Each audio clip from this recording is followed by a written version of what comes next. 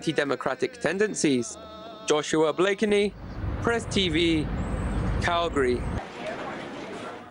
Well, to get more on that, Joshua himself now joins us live via Skype from Calgary. Now, Joshua, tell us, are there any signs that there will be some accountability as far as this robocall scandal goes?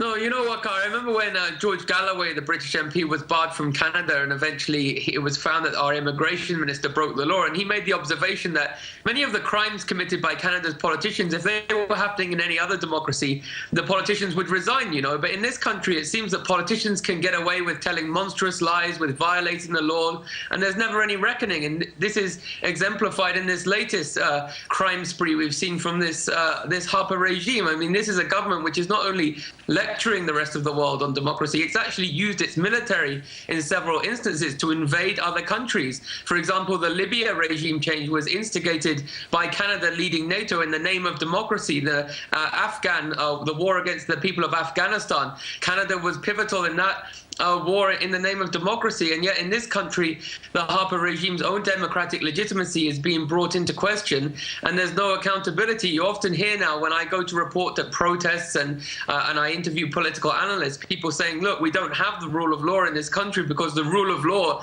implies that the law is blind. It applies to the rich and poor alike, to the powerful and to the weak, and that isn't the case in this country. And you often hear sentiments of people saying, why should we obey the law, when you have politicians enshrining laws when they actually usurped power illegitimately. And that's been demonstrated in this judicial finding. So many Canadians are disheartened that a country that was once loved in the world, a country that once had a semblance of democracy, has effectively had that defenestrated due to the fact that basically the oligarchs and the plutocrats in this country nurtured certain politicians who were willing to sell Canada to them and give Canada's interests away to a handful of people. The problem they had, of course, was that the working class people in this country didn't support that. Most Canadians are what you might call centre-left.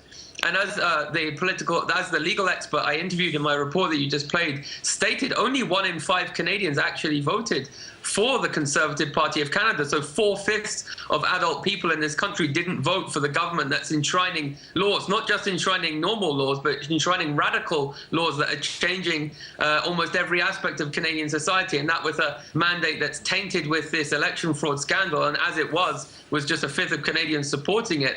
I think things are looking pretty dismal from Canada, and it's probably surprising to people around the world that this country is so bellicose in lecturing other countries on democracy when this country is suffering from such a democratic deficit.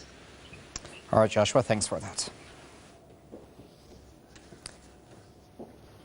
Well, UK forces are detaining 80 to 90 Afghan nationals in the British Army's Camp Bastion in Afghanistan.